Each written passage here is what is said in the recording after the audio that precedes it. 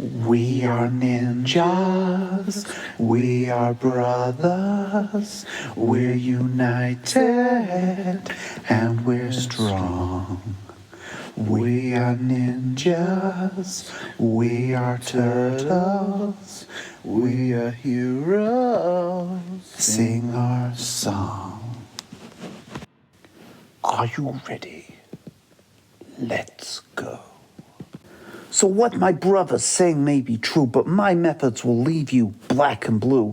They are the nice ones, but me not so much. But I won't kill you, not as such.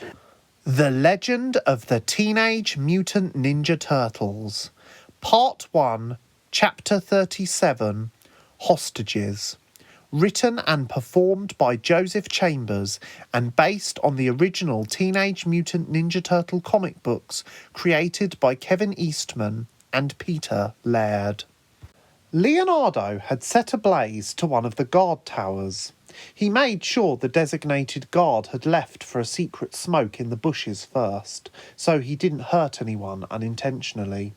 And nearly all the guards of the complex had scattered to the area that was now little more than a bonfire, leaving Leonardo the ideal opportunity to sneak into the complex, this time through a window, which he broke with his safely padded elbow.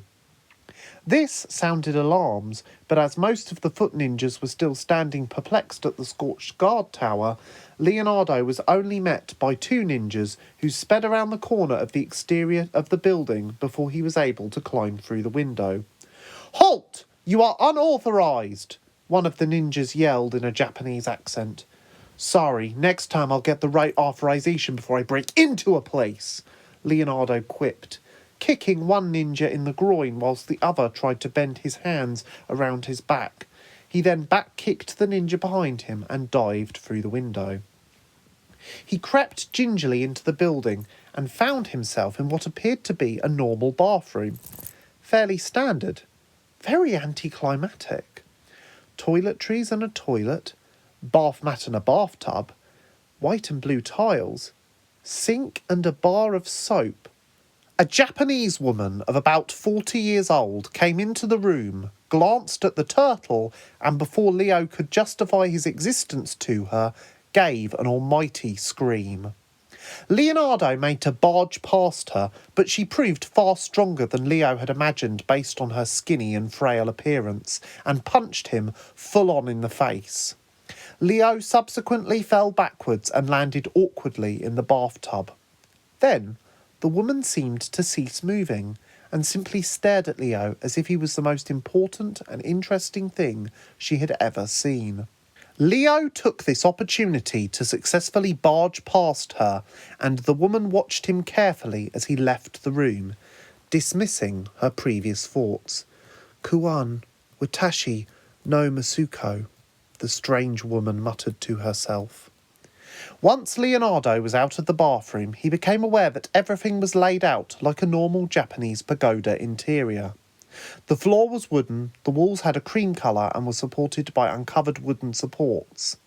There was also pictures and bookshelves all along the corridor. Leo leapt down a flight of stairs and rammed through what looked like an ordinary glass-panelled sliding door. Leonardo was now standing in the middle of the warehouse where the massive battles he and his brothers had fought in had taken place.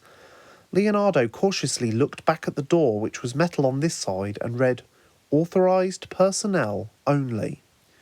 "What in the name of the sewers is that about?" he asked himself out loud. He allowed himself a moment to recover and then remembered his primary mission: find and save April. He looked around the room cautiously and noticed that in one corner of the room was a security camera, and further noticed a maintenance hatch nearby. If he could follow the wires through the building, it may lead to a security room. From there, he could find out where they were keeping April.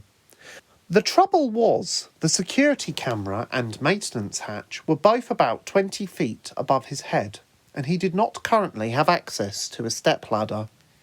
Back in the lair, Splinter and Raphael had been backed into a corner, metaphorically and literally.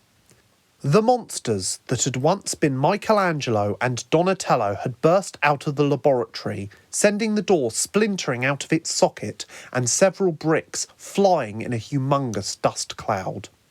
They had then chased Master Splinter and Raphael around the lair, desperate for their demise. Raphael had once or twice tried to pick up and hurl objects at the oncoming beasts, but had failed to do so due to the beasts being too fast and too good at dodging the objects. Master Splinter had been hesitant at first to try and injure the monsters, as they were still technically his sons, but he had since tried to incapacitate them by throwing metal stars at them. These had not even punctured their skin, which seemed to have become significantly thicker and tougher due to their recent mutation. In the end, the creatures forced them into the kitchen. Master Splinter, having run out of metal throwing stars, was desperately chucking anything and everything he had on hand to do so with. The monsters were unable to get to Raphael and Master Splinter, who had presently wedged themselves between a rusty washing machine and a dented refrigerator. The horrific beasts began to swipe ruthlessly at everything in the kitchen, destroying crockery, scattering food and utensils, and ripping the doors off various cupboards. At first, Master Splinter had tried throwing metal pots and pans, which barely deterred the beasts. Then he began to throw jars of various condiments. He knew they could not fight them, and he also knew no matter what they did, the monsters would get to them eventually. But despite this, he felt the fear-driven urge to at least delay the inevitable. He came to a jar of peanut butter and hurtled it at the creatures. It smashed on the head of the Donatello beast. Without any immediate obvious logic or reason, and in less than 1/10 of a second, the beast was gone, and standing in its place was a disorientated and unarmed Donatello. A small amount of peanut butter landed on Michelangelo, and he too returned to normal size with a small popping sound, rather like a bubble bursting. "What just happened?" Mikey asked wearily. "I think you tried to kill me!" Raph shouted. Ironic given it's usually the opposite way around," Donatello commented, trying unsuccessfully to wipe the light brown and sickeningly sticky substance off his shell.